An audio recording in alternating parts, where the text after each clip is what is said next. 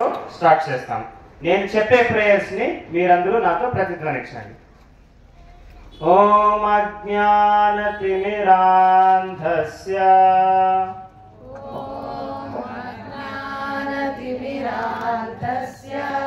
జ్ఞానాంజనశలాకయా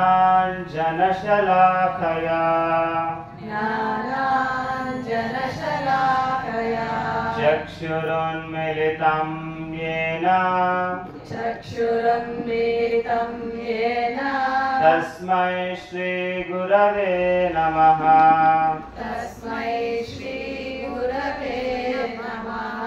नमो ॐ विष्णुपादाय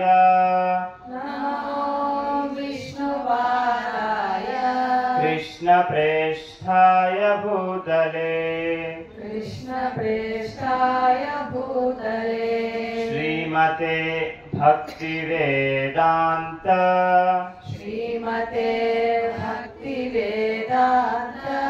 स्वामी निति नामिने नमस्ते सारस्वते देवी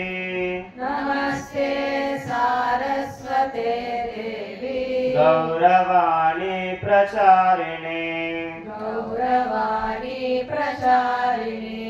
निर्विशेष शून्यवादी पाश्चात्य देशतारिणे जय श्री कृष्ण चैतन्य प्रभु नित्यानंद श्री अद्वैत गदाधर श्रीवासादि गौर भक्त वृंद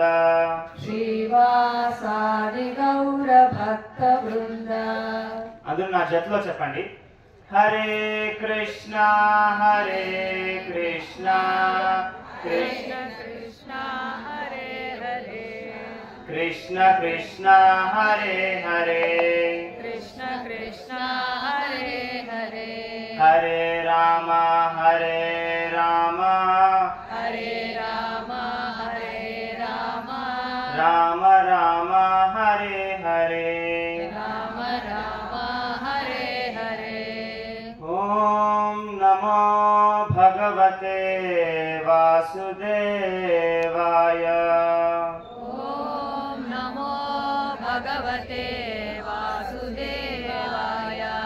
ఓం నమో భగవతే వాసుదేవాయ. ఓం నమో భగవతే వాసుదేవాయ. ఓం నమో భగవతే వాసుదేవాయ. ఓం నమో భగవతే వాసుదేవాయ. హరే కృష్ణ. ఈరోజు జన్మాష్టమి ఫెస్టివల్ ని సెలబ్రేట్ చేయాలా, అతి గ్రాండ్ గా సెలబ్రేట్ చేయాలా అని మనం అందరూ ఇక్కడికి వచ్చామన్నమాట. సో జన్మాష్టమి సెలబ్రేషన్ ఒక మహత్వం ఏమి? ఇది ఒక మహా మహోత్సవం. ఎందుకు ఇది ఒక మహా మహోత్సవము అంటే, బ్రహ్మదేవునికి ఒక్క దినము ఒక్క రాత్రికి ఒక్కసారి మాత్రమే, అంటే 864 కోట్ల ఏళ్లకి ఒక్కసారి మాత్రమే సాక్షాత్ పూర్ణ పురుషోత్తముడైన శ్రీకృష్ణ భగవానుడు ఈ భూలోకానికి అవతరిస్తాడనమాట. అంటే ఎన్ని సంవత్సరాలకు ఒకసారి? 864 కోట్ల ఏళ్లకి ఒక్కసారి మాత్రమే. సో ఆ మహానుభావుని అవతరణ మనము ఇంత గ్రాండ్ గా సెలబ్రేట్ చేస్తున్నాం అన్నమాట.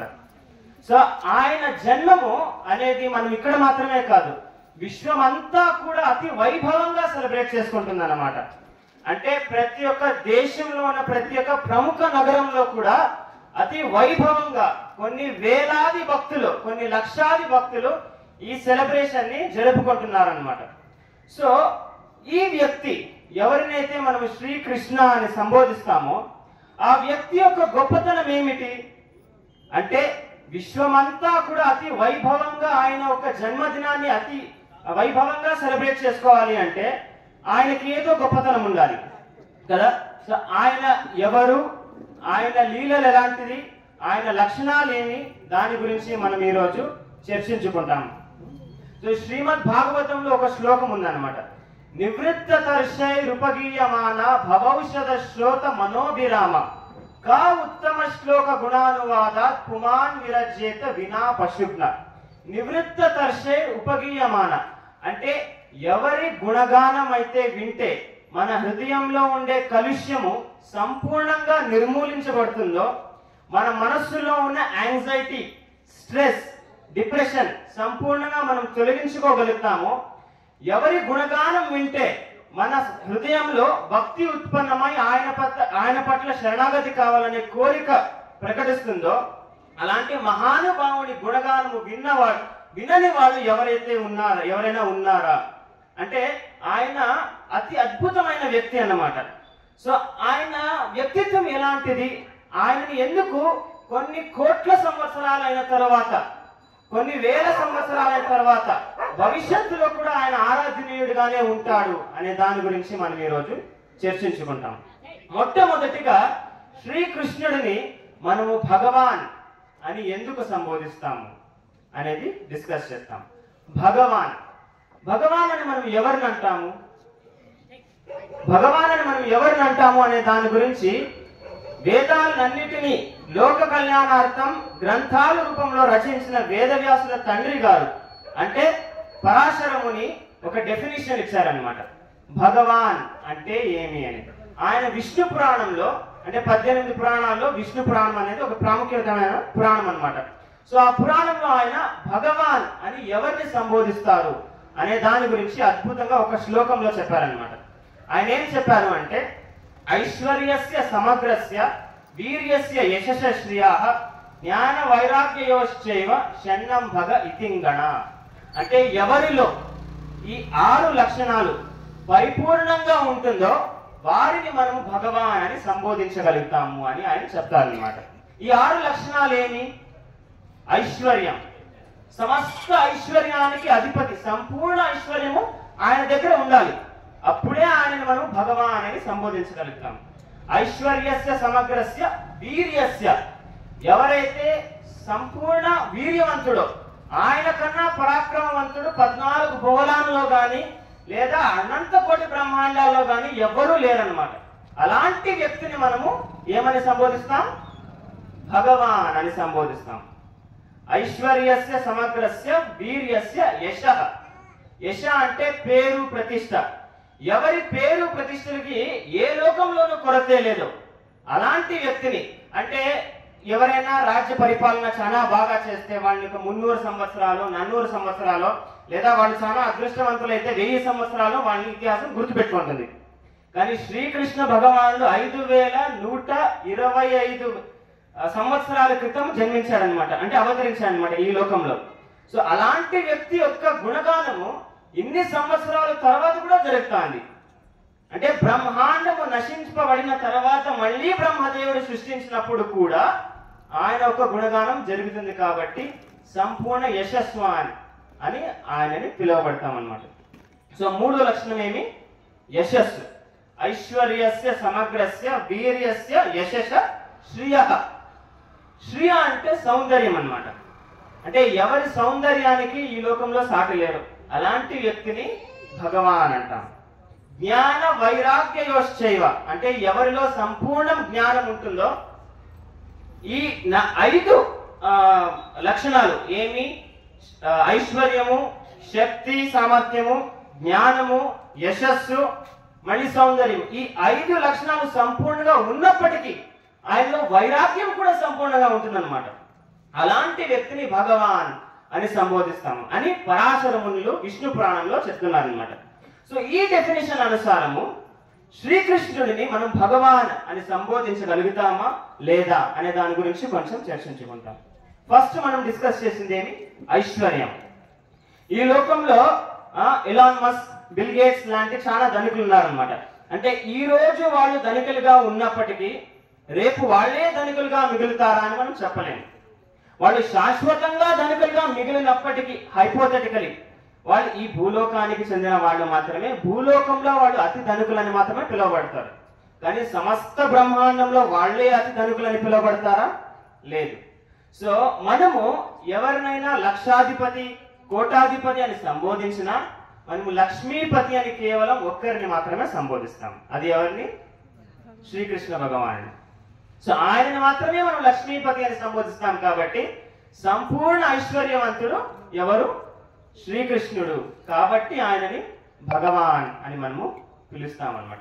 ఆయన ఐశ్వర్యం ఎంత అంటే ఆయన లోకంలో అంటే వైకుంఠ లోకంలో ఉన్న భక్తుడి దగ్గర ఐశ్వర్యము అనంత కోటి బ్రహ్మాండాల్లో ఉన్న ఐశ్వర్యం కన్నా ఎక్కువ అన్నమాట. అంటే ఆయన దాసుని దగ్గరే అంత ఐశ్వర్యం ఉన్నప్పుడు ఆ దాసుని యొక్క స్వామి దగ్గర ఇంకెంత ఐశ్వర్యం ఉంటుంది అని మనం ఊహించుకోవచ్చు. కాబట్టి ఆయన గుణము, ఆయన లక్షణము సంపూర్ణ ఐశ్వర్యవంతుడు అని మనం అర్థం చేసుకోవచ్చు. ఐశ్వర్యస్య సమగ్రస్య వీర్యస్య, ఆయన ఎంత పరాక్రమవంతుడు అంటే ఆయన కేవలం 6 దినాలు బాలకుడిగా ఉన్నప్పుడు, ఆయన వయస్సు ఎంత? 6 దినాలు. ఆయన వయస్సు కేవలం 6 దినాలు ఉన్నప్పుడు పూతన అనే రాక్షసిని ఆయన సంహరించాడనమాట. ఆ పూతన రాక్షసి యొక్క వర్ణం వింటే మనం మూర్చి పడిపోతాం. ఆమె యొక్క గాత్రము 8 మైలీల వరకు ఉండే. ఆమె యొక్క గాత్రము 8 మైలీల వరకు ఉండే. అలాంటి రాక్షసిని భగవంతుడు కేవలం స్పర్శతో ప్రాణం తీస్తాడన్నమాట. ఆయన 3 నెలల బాలకుడిగా ఉన్నప్పుడు శకటాసురుడు అనే రాక్షసుని ఆయన ముక్తి ప్రసాదించాడు. 1 ఏడాది బాలకుడిగా ఉన్నప్పుడు త్రినావర్త అనే రాక్షసుని సంహరించాడనమాట. ఆయన ఎంత పరాక్రమవంతుడు అంటే లెఫ్ట్ హ్యాండ్ బొటని వేలుతో ఆయన 7 దినాలు 7 రాత్రులు గోవర్ధన పర్వతాన్ని ఆయన ఎత్తగలిగాడు అనమాట. మనము ఒక వాటర్ బాటిల్ ని గంట సేపు చేతిలో పెట్టుకోలేము, అది మన శక్తి అన్నమాట. కానీ ఆయన అనంత శేషుని రూపంలో సమస్త బ్రహ్మాండాన్ని ఆయన శిరస్సు మీద పెట్టుకున్నాడు అనమాట. ఆయన శక్తి అలాంటిది. కాబట్టి సంపూర్ణ పరాక్రమవంతుడు అని మనం ఎవరిని అనగలుగుతాం? కృష్ణుని అని అనగలుగుతాం అనమాట. ఆయన శ్రీ రామావతారంలో వచ్చినప్పుడు రామాయణ యుద్ధంలో ఒక అద్భుతమైన సంఘటన వస్తుంది. శ్రీరామచంద్రుడికి కోపం వచ్చినప్పుడు ఆయన ఒకే ఒక ముహూర్తంలో అంటే కేవలం 48 నిమిషాల్లో 2 లక్షల రాక్షస సైన్యాన్ని ఆయన ధ్వంసం చేశాడనమాట. మనము ಯಾವುదో ఒక మూవీలో ఎవరో ఒక హీరో 100 మందిని చంపితేనే ఆ మూవీ బ్లాక్ బస్టర్ అయిపోతుంది కదా. కానీ ఇక్కడ ఇతిహాసంలో శ్రీరామచంద్రుడు ఒకే ఒక ముహూర్తంలో 2 లక్షల రాక్షసుల్ని సంహరించాడనమాట. కాబట్టి ఆయనని అతి పరాక్రమవంతుడిగా చెప్తారనమాట. అది మాత్రమే కాకుండా శ్రీరామచంద్రుడు వనవాసంలో ఉన్నప్పుడు శూర్పణఖ ఒక ముక్కు చెవిలో లక్ష్మణ స్వామి కోసివేసి చేతిలో పెట్టి పంపిస్తాడు. అప్పుడు శూర్పణఖ వాళ్ళ తమ్ముడి దగ్గరికి పోతుంది అనమాట. అన్న దగ్గరికి పోతుంది. వాళ్ళు కరదూషణ్, వాళ్ళిద్దరు లోకల్ గా అక్కడే ఉంటారు దండకారణ్యంలోనే. సో వారిని పిలుచుకొని వచ్చి శ్రీరాముడి మీద దండయాత్రానికి ప్రేరేపిస్తుంది అనమాట. అట్లా ప్రేరేపించినప్పుడు కరదూషణులు ఇద్దరు కూడా 14,000 మంది సైనికుల్ని పిలుచుకొని వస్తారు. వాళ్ళు 14,000 మంది సైనికుల్ని పిలుచుకొని వచ్చినప్పుడు శ్రీరామచంద్రుడు వాళ్ళని ఒకేసారి సింగిల్ హ్యాండెడ్ గా ధ్వంసం చేస్తాడనమాట. వాళ్ళు మళ్ళీ తిరిగి రారు. అలా అది ఆయన పరాక్రమవంతం అనమాట. సో ఐశ్వర్యస్య సమగ్రస్య వీర్యస్య యశః, ఆయన ఫేమ్, ఆయన పేరు ప్రతిష్ట ఎంత అద్భుతమైనది అంటే ఈ రోజు ఫేమస్ సైంటిస్ట్, ఫిలాసఫర్స్ అందరూ కూడా ఆయన ఆ రోజు చెప్పిన భగవద్గీత గురించి చర్చించుకుంటారనమాట. ఆయన ఫేమ్ అలాంటిది అనమాట. ఆయన ప్రతిష్ట 14 భువనాల్లో కూడా ఉందన్నమాట. అంటే ఒక శ్లోకం వస్తుంది శ్రీమద్ భాగవతంలో, యం బ్రహ్మా వరుణేంద్ర రుద్రమరుతస్తున్వంతి దివ్యైత్సవైః వేదైత్సాంగోపదాక్రమోపనిషదైర్గాయంతి యం సామగా ధ్యానావస్థిత తద్గతేన మనసా పశ్యంతి యం యోగినో యస్యాంతం న విదుసురాసురగణ దేవాయ తస్మై నమః. యం బ్రహ్మ వరుణేంద్ర రుద్ర మరుత స్తున్వంతి దివ్యైత్సవై, అంటే ఎవరు స్తుతి అయితే నిత్యము, ఎవరెవరు బ్రహ్మ రుద్రాది దేవతలు నిత్యము చేస్తూ ఉంటారో, ఎవరి వర్ణన అయితే వేదాలలో సామవేదాలలో అతి అద్భుతంగా వర్ణించి అతి అద్భుతమైన ఛందస్సులో పాడుతూ ఉన్నారో, ఎవరినైతే యోగులు హృదయంలో నిరంతరం ధ్యానిస్తూ ఉంటారో అలాంటి వ్యక్తికి నేను సంపూర్ణమైన అష్టాంగ ప్రణామాలు అర్పిస్తున్నాను అనే శ్లోకం అనమాట ఇది. సో ఆయన యశస్సు ఇలాంటిదన్నమాట. వేదాలు, అన్ని దేవతలు, ఋషులు, మునులు అందరూ కూడా ఆయన నిత్యం కీర్తిస్తూ ఉంటారనమాట. కాబట్టి సంపూర్ణ యశస్వాన్ అని మనం ఎవరిని సంబోధిస్తాం? శ్రీకృష్ణ భగవాను సంబోధిస్తామన్నమాట. ఐశ్వర్యస్య సమగ్రస్య వీర్యస్య యశస్య శ్రియాః శ్రీ.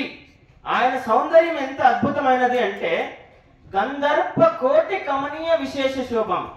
బ్రహ్మదేవుడు వర్ణిస్తాడనమాట ఆయన యొక్క రూపాన్ని. గంధర్ప కోటి అంటే కోటి కోటి కామదేవులు కూడా మైమరిచిపోయేటటువంటి సౌందర్యం అన్నమాట. ఈ భౌతిక జగత్తులో అతి సౌందర్యమైన వ్యక్తి అంటే ఎవరు? కామదేవుడు. కానీ అలాంటి కోటి కామదేవులు కూడా ఆయన శ్రీ రూపాన్ని చూసి వాళ్ళు మైమర్చిపోతారనమాట. మనము విష్ణు సహస్రనామం కాదు, మనము వెంకటేశ్వర సుప్రభాతంలో కూడా వింటాము, గంధర్ప దర్పహర సుందర దివ్యమూర్తి. అంటే ఎవరి అద్భుతమైన రూపము గంధర్పుని గర్వాన్ని కూడా తుంచివేస్తుందో అలాంటి వ్యక్తిని వర్ణిస్తున్నా అనమాట. సో ఆయనకి సౌందర్యంలో కూడా ఎవరు సాటి లేరు. ఆయనకి సౌందర్యంలో కూడా ఎవరు సాటి ఎంత లేరు అంటే రాక్షసులు ఆయన మీద ఆక్రమించే మొదలు వాళ్ళు చేసే ఎవ్రీ స్టెప్ ఏమి అంటే వాళ్ళు భగవంతుని సౌందర్యాన్ని వాళ్ళు మెచ్చుకుంటారు అనమాట. శ్రీరామచంద్రుని మీద యుద్ధం చేసే మొదలు కరదూషణులు కూడా శ్రీరాముని యొక్క సౌందర్యాన్ని వాళ్ళు వర్ణిస్తారు. ఎంత అద్భుతమైన వ్యక్తి, మీతో మేము కాంప్రమైజ్ కూడా రెడీ, మేము యుద్ధానికి కూడా ఏం పోనక్కర్లేదు అని కూడా చెప్తారు అనమాట. రామాయణంలో ఇది ఉంది. అంత సౌందర్యమైన వ్యక్తి అనమాట ఆయన. కాబట్టి అతి సౌందర్యమైన వ్యక్తి అని మనము శ్రీకృష్ణ భగవానుడు అని మనం అర్థం చేసుకోగలుగుతాం. యశస్య శ్రియాః జ్ఞాన. ఆయన ఎంత జ్ఞాని అంటే 5000 ఏళ్ల క్రితం కురుక్షేత్ర యుద్ధ భూమిలో ఆయన చెప్పిన గీతాన్ని ఈ రోజు అందరూ చర్చించుకుంటున్నారు అనమాట. 700 కమెంటరీస్ ఉన్నాయి భగవద్గీత మీద. సో ఆయన కన్నా జ్ఞాని ఎవరైనా ఉండగలుగుతారా అంటే సృష్టికర్త కన్నా సృష్టి గురించి ఎవరికైనా బాగా తెలుస్తుందో అది ఎవరికి తెలుసలేదన్నమాట. సో సంపూర్ణమైన జ్ఞానవంతుడు కూడా ఆయనే అన్నమాట. ఇవన్నీ ఉన్నప్పటికీ ఎవరి దగ్గర అయినా అత్యధిక ధనం ఉన్నా లేదా పేరు ప్రతిష్టలున్నా సౌందర్యం ఉన్నా వాళ్ళకంతే గర్వం కూడా ఉంటుంది. కానీ ఈయన వద్ద సమస్త ఐశ్వర్యము ఉన్నప్పటికీ, ఈయన అంత పరాక్రమవంతుడైన యోధుడైనప్పటికీ, ఆయన రూపం అతి సౌందర్యవంతంగా ఉన్నప్పటికీ, ఆయన అతి అద్భుతమైన జ్ఞాని అయినప్పటికీ, ఆయన యశస్సుకి సాటే లేనప్పటికీ ఆయనకి వైరాగ్యం అనే గుణం కూడా అత్యధికంగా ఉందన్నమాట. ఆయన ఎంత వైరాగి అంటే ఆయన అఖిలాండ కోటి బ్రహ్మాండ నాయకుడు అయినప్పటికీ ఆయన భూలోకంలో ఎవరినైతే తల్లిదండ్రులుగా స్వీకరించారో వాళ్ళ పాదరక్షకుల్ని ఆయన శిరస్సు మీద పెట్టుకొని తిరిగేవాడు అనమాట. అంటే నేను జనరల్ గా ఎవరి స్లిప్పర్స్ అయినా ఎత్తాలంటే కాళ్ళతో ఎత్తాం మనం జనరల్ గా, చేతిలో కూడా ముట్టాలి, ఎందుకంటే చేతిలో ముట్టే మళ్ళీ మనం చేయి కడుకోవాలి. కానీ ఆయన అఖిలాండ కోటి బ్రహ్మాండ నాయకుడు అయినప్పటికీ ఒకరి పాదరక్షకాన్ని శాండిల్స్ ని తల మీద పెట్టుకుంటున్నాడు అనమాట. ఆయన వైరాగ్యం అలాంటిది. ఆయన వైరాగ్యం ఎలాంటిది అంటే ఆయన లోక కళ్యాణార్థం లోకంలో మన కోసం బుద్ధుడిగా అవతరించినప్పుడు లేదా చైతన్య మహాప్రభుగా అవతరించినప్పుడు ఆయన సన్యాసాన్ని ధరించాడనమాట. ఆయన సన్యాసాన్ని ధరిస్తే అది నిజమైన సన్యాసం. ఎందుకంటే మనము సన్యాసం ధరిస్తే దాని అర్థం ఏమి, మన దగ్గర యాక్చువల్ గా ఏమీ లేదు, వాస్తవంగా మనం వచ్చిండేది కూడా ఏమీ లేకుండానే, మనం పోయేది కూడా లేకుండానే. అలా ఎవరైనా సన్యాసం ధరించినా కూడా వాళ్ళు వదలాల్సింది ఏమీ లేదు. కానీ ఆయన అఖిలాండ కోటి బ్రహ్మాండ నాయకుడు, ఐశ్వర్యం అంతా ఆయనదే. సో ఆయన సన్యాసమే వహిస్తాడు. ఎవరి కోసం? లోక కళ్యాణార్థం అన్నమాట. ఆయన వైరాగ్యం ఎలాంటిది అంటే యుద్ధ భూమిలో ఆయన ఒక సకుడి దగ్గర నుంచి తొన్నులు తినే కూడా రెడీ. జనరల్ గా సారథికి రైట్ తీసుకో లెఫ్ట్ తీసుకో అని చెప్పం. యుద్ధ భూమిలో ఏం చేస్తారో, యుద్ధ భూమిలో ఉన్న యోధుడు ఎవరైతే రథం మీద నిల్చుకొని ఉంటాడో ఆయన రథ సారథిని తొంతాడనమాట. అంటే రైట్ సైడ్ తొంతే రైట్ తీసుకోవాలి, లెఫ్ట్ సైడ్ తొంతే లెఫ్ట్ తీసుకోవాలి. అంటే భక్తవత్సలుడైన శ్రీకృష్ణ భగవానుడు తన భక్తుడి కోసం, తన సకుడి కోసం లిటరల్ గా తొన్నులు తినే కూడా రెడీ అన్నమాట. ఆయన వైరాగ్యం అలాంటిది. ఈ లోకంలో ఉన్న పేరు ప్రతిష్టలు కలిగిన వ్యక్తే కానీ లేదా ధనుకుడే కానీ ఇంకొకరి కార్ డ్రైవర్ గా కూడా పనిచేయడు. ఒక ఫ్రెండ్ కూడా కార్ డ్రైవర్ గా పనిచేయడు అనమాట. ఊరికే ఫ్రెండ్ని పిలుచుకొని పోతాము అని. కానీ ఈయన విధాత, అంటే అందరి యొక్క తలరాతలకి సారథి అన్నమాట. అలాంటి వ్యక్తి ఒక సకుడికి రథ సారథిగా స్వీకరించాడనమాట స్థానాన్ని. సో ఆయన యొక్క వైరాగ్యాన్ని కూడా ఎవరు సాటలేరు. సో ఇవన్నీ పరిశీలించి పరాశర మునులు చెప్తారనమాట. భగవాన్ అని మనము శ్రీకృష్ణుని సంబోధిస్తాము అని. సో ఆయనకున్న లక్షణాల ద్వారా ఆయనే భగవంతుడు అని మనము తెలుసుకోగలుగుతాం. అది మాత్రమే కాకుండా శాస్త్రం ద్వారా కూడా ఆయనే భగవంతుడు అని మనం తెలుసుకోగలుగుతాం. ఉదాహరణకి మహాభారత గ్రంథంలో ఎవరైనా మాట్లాడితే వాళ్ళు వాచ అని చెప్తారు. అంటే అర్జునుడు మాట్లాడితే అర్జున ఉవాచ, ఈశ్వరుడు మాట్లాడితే ఈశ్వర ఉవాచ, భీష్ముడు మాట్లాడితే భీష్మ ఉవాచ అని సంబోధించారనమాట వేదవ్యాసులు. ఆయన స్వయంగా మాట్లాడిన ఋషి ఉవాచ, వ్యాస ఉవాచ అని సంబోధిస్తారు. కానీ శ్రీకృష్ణుడు మాట్లాడినప్పుడు ఆయన ఎలా సంబోధిస్తారు? శ్రీ భగవానువాచ అని సంబోధిస్తారు. శ్రీకృష్ణ ఉవాచ అని సంబోధించచ్చు కదా? శ్రీకృష్ణ ఉవాచ అని సంబోధించచ్చు కదా? కాదు, ఆయన శ్రీ భగవానువాచ అని సంబోధించారనమాట. ఎందుకు అంటే భగవాన్ అనే స్థానానికి ఆయనే అర్హుడు అని శాస్త్రాల్లో కూడా వర్ణించారనమాట. సో ఈశ్వరుడు కూడా పద్మపురాణంలో చెప్తాడు, ముక్తిర్ దదామి సర్వేషాం విష్ణోరేవల సంశయ. అంటే ఎవరైనా ముక్తి కోసము కోరితే ఆ ముక్తిని ప్రసాదించగలిగిన వ్యక్తి విష్ణువు మాత్రమే, ఇంకెవరూ కాదు అని. అంటే శాస్త్రంలో కూడా శ్రీకృష్ణ భగవానుడు పూర్ణ పురుషోత్తముడు అని స్పష్టంగా వర్ణించారనమాట. అది మాత్రమే కాకుండా ఆచార్యులు కూడా ఇదే చెప్తారు. శంకరాచార్యులు చెప్తారు, ఏమని చెప్తారు?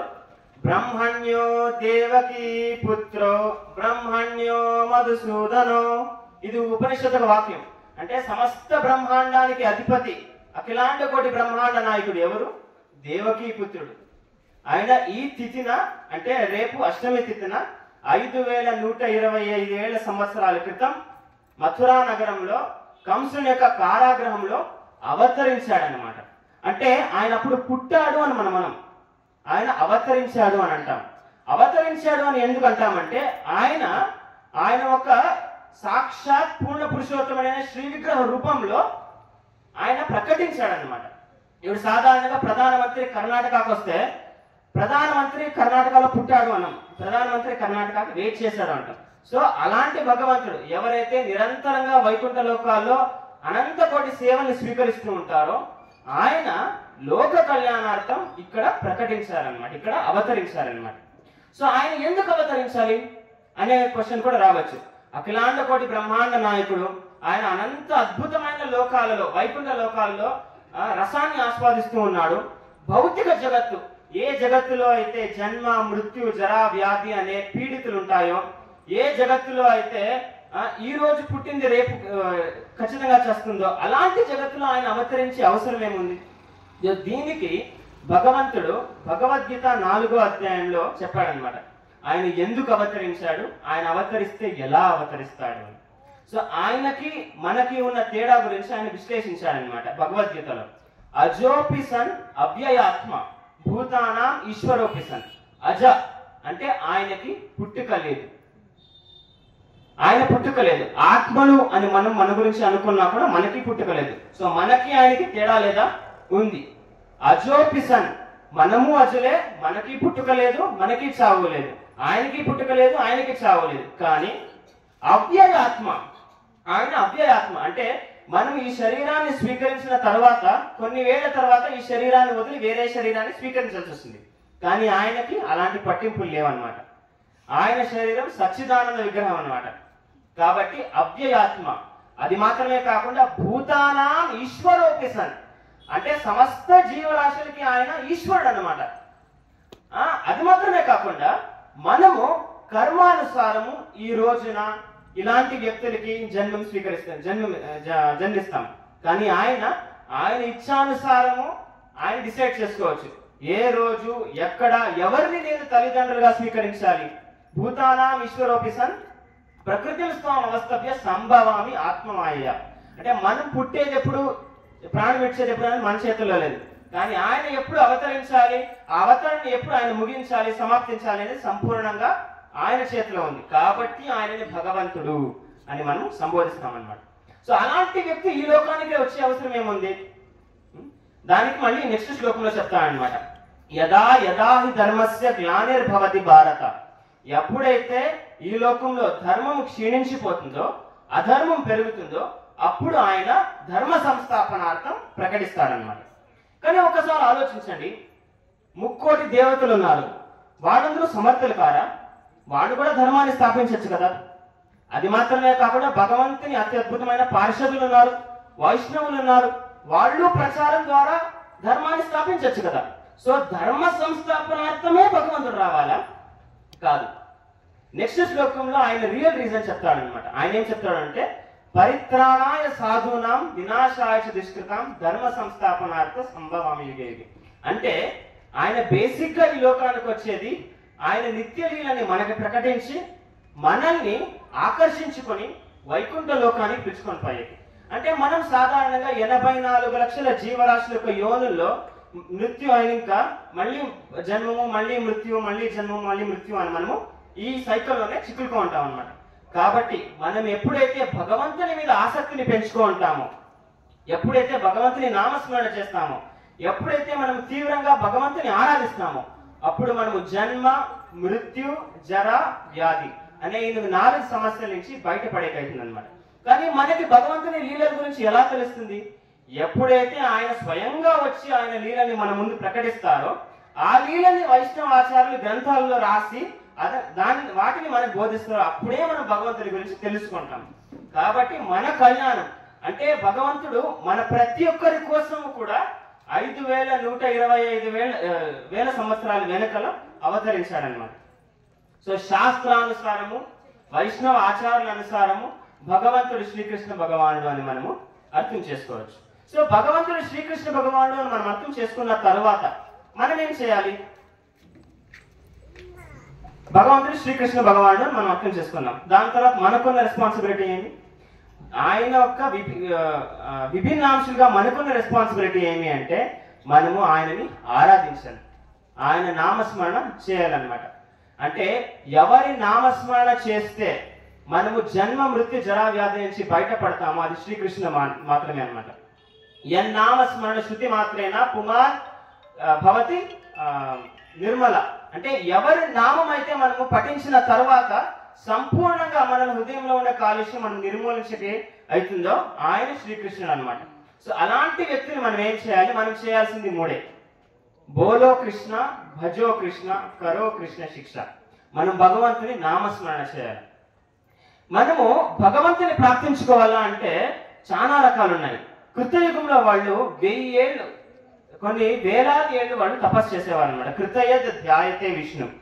మనకు తెలిసిందచ్చు విశ్వామిత్రులు లాంటి మునులు 60,000 ఏళ్ళు తపస్సు చేశారు. వాల్మీకి ముని 30,000 ఏళ్ళు తపస్సు చేశారు అనమాట. అంటే కృతయుగంలో భగవంతుని ప్రార్థించుకోవాలి, శ్రీకృష్ణ భగవాని అనుగ్రహం ప్రార్థించుకోవాలి అంటే కొన్ని వేల ఏళ్ళు వాళ్ళు సంవత్సరం చేయాలి, వాళ్ళు తపస్సు చేయాల్సింది. మనం తపస్సు చేయగలుగుతామా?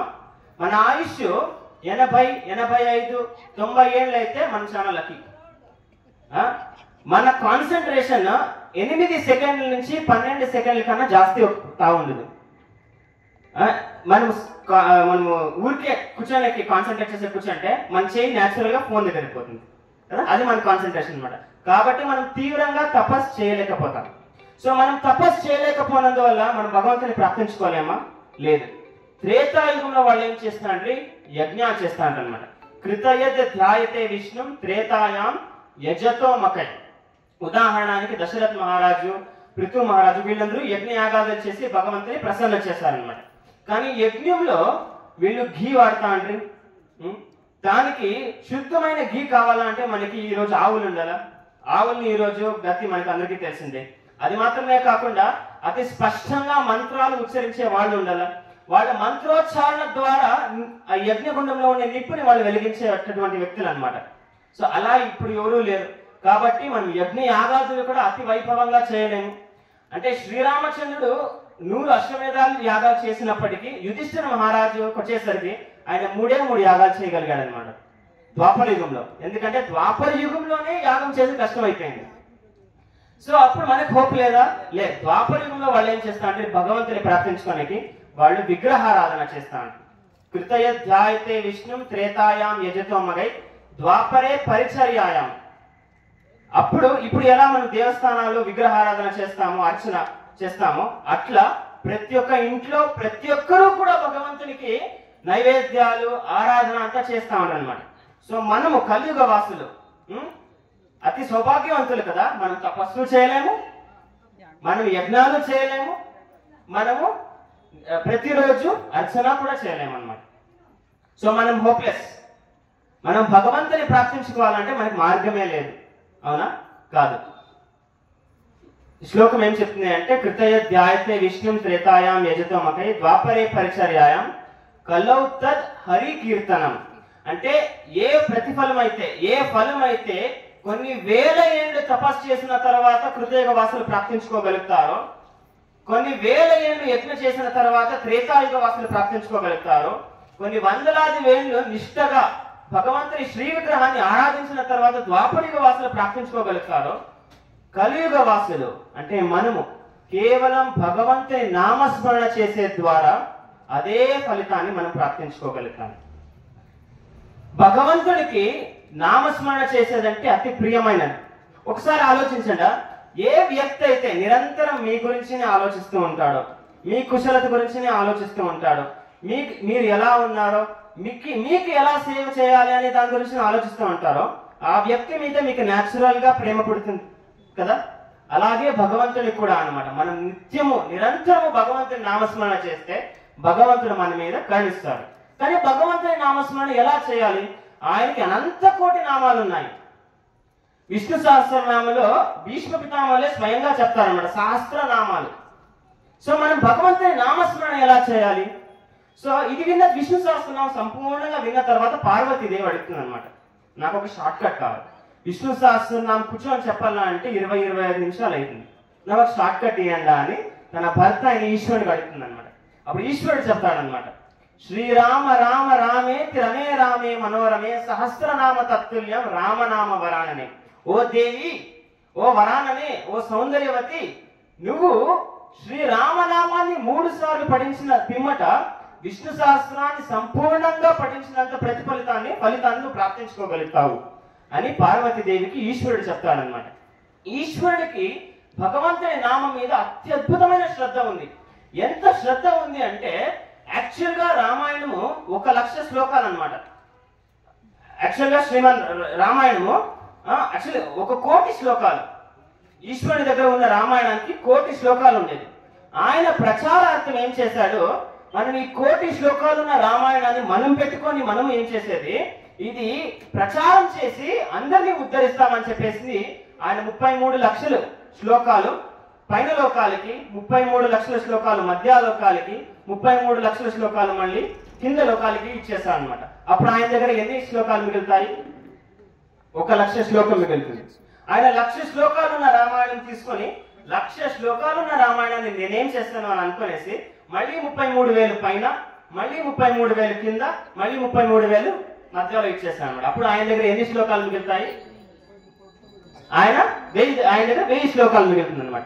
మళ్ళీ 1000 శ్లోకాలు ఉన్న రామాయణం నేను మాత్రమే పెట్టుకొని నేను స్వార్థంగా ఎందుకు వాడుకోవాలి అని చెప్పేసిందే ఆయన మళ్ళీ దాన్ని కూడా డిస్ట్రిబ్యూట్ చేస్తాను అనమాట. ఆయన యొక్క ఔదార్యత, ఆయనకి జీవరాశుల పట్ల ఉన్న ప్రేమ అటువంటిది. అందరూ హరిభక్తి చేసి వైకుంఠ లోకానికి పోవాలి అని ఆయన మళ్ళీ 330 శ్లోకాల పైన, 330 శ్లోకాల మధ్యలో, 330 శ్లోకాల కింద ఇచ్చేస్తాను అనమాట. అప్పుడు ఆయన దగ్గర ఎంత మిగులుతుంది? 100 శ్లోకాలు మిగులుతాయి అనమాట. సో ఆయన 100 శ్లోకాలను పెట్టుకొని మళ్ళీ డివైడ్ చేస్తే 33. ఆయన దగ్గర ఎన్ని శ్లోకాలు మిగులుతాయి? ఒకే ఒక శ్లోకం మిగులుతుంది అనమాట. ఆ ఒక్క శ్లోకాన్ని కూడా ఆయన ఒక్క శ్లోకం అంటే ఆ రామాయణం ఉండేది అద్భుతమైన ఛందస్సు. ఆ ఛందస్సు పేరు చాలా మంచి పేరు ఉందన్నమాట. ఆ ఛందస్సు ప్రకారము ఆ ఛందస్సులో 18 శ్లోకాలు, 18 అక్షరాలు ఉంటాయన్నమాట. సో దాన్ని కూడా ఆయన డివైడ్ చేసి 2 అక్షరాలు పెట్టుకుంటాడు. అది చూపించి రామాయణం సంపూర్ణంగా నా దగ్గర ఉంది అని పార్వతీదేవి పోతాడు అనమాట. పార్వతీదేవి చెప్తుంది అనమాట, నేను మీకు మొదలే చెప్పినాను, మనం గృహస్థులు అంతా దానం చేసేసే మన దగ్గర ఏం మిగులుతుంది, మీకోసం ఏమైనా పెట్టుకోమంటారా అంటే నేను సంపూర్ణ రామాయణాన్ని నా కోసం పెట్టుకోమన్నాను ఈశ్వరుడు అంటాడు అనమాట.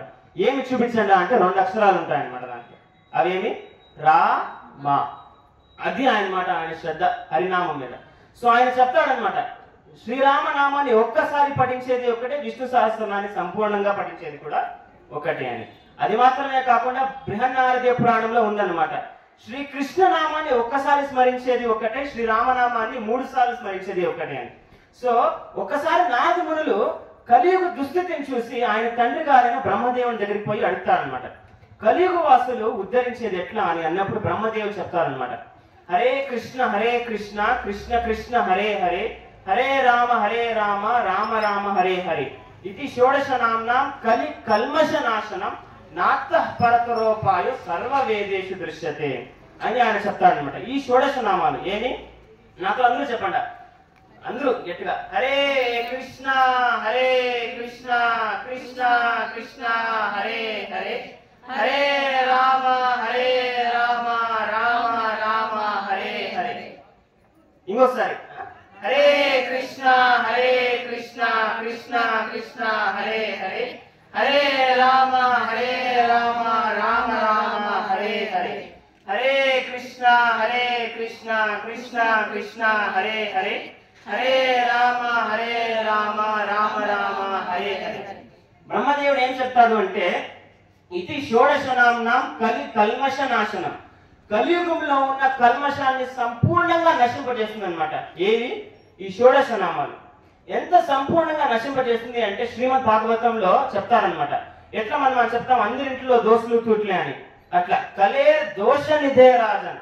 కలియుగం అంటే దోషాలు ఒక సాగరం, దోషము అనేది లేని చోటే లేదు కలియుగంలో.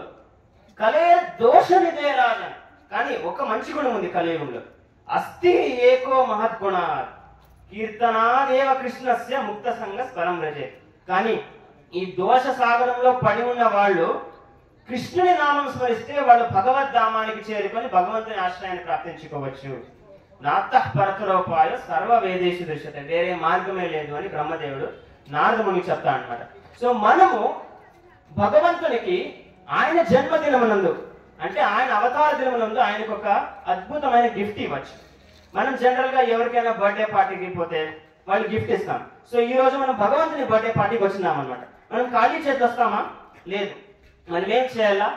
ఆయన దగ్గర ప్రామిస్ చేయొచ్చు, ఈ రోజు నుండి నేను మీ నామాలు 10 minutes ప్రతిదినము స్మరిస్తాను అని చెప్పేసి.